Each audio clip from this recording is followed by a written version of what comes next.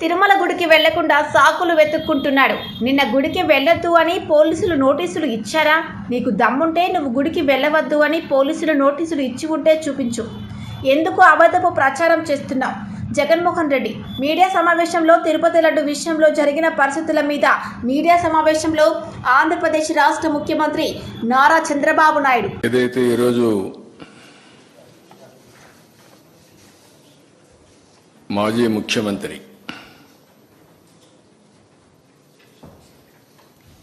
తిరుమలకు వెళ్ళొద్దని ఎవరో చెప్పినట్టు మాట్లాడుతున్నాడు.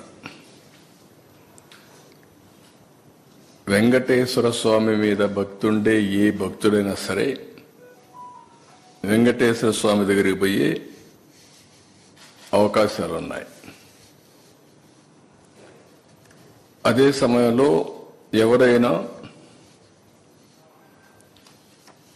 వేరే మతాలకు సంబంధించిన వ్యక్తులుంటే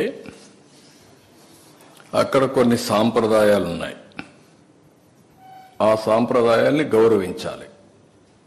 ఇది చాలా టెంపుల్స్లో ఉండే ఆనవాయితీ. ఇక్కడ ఎవ్వరు కూడా ఆయన పోవద్దని చెప్పలేదు.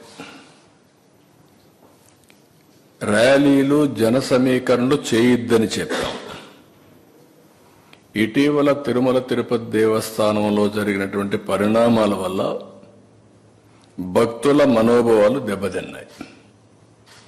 ఎప్పుడైతే భక్తుల మనోభావాలు దెబ్బతిన్నాయో భక్తులందరూ కూడా ఆందోళనలో ఉన్నారు.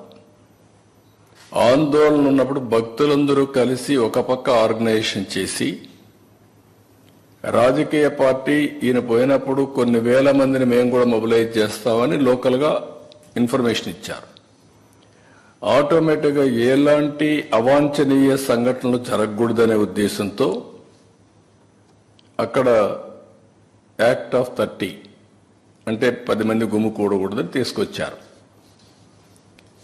అయితే ఇప్పుడు ఆయన మాట్లాడేది చూస్తే ఆయనకి ఏ సాకులు ఉన్నాయో నాకు తెలియదు పోకుండా ఉండడానికి. కానీ ఆయన ఏదో నిలిపేశారు, నోటీసులు ఇచ్చారని మాట్లాడుతున్నారు. కానీ షో ఎనీ నోటీస్? నేను స్ట్రైట్గా అడుగుతాను, నీకు నోటీసులు ఏమైనా ఇచ్చారా? నిన్ను వెళ్ళవద్దని ఎవరన్నా చెప్పారా? ఇస్తే చూపేయండి మీడియాకి.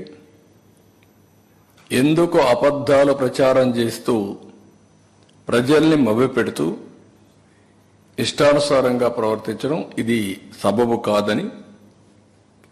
ఎందుకంటే ప్రజా జీవితంలో ఉండే మనందరం కొన్ని సాంప్రదాయాలు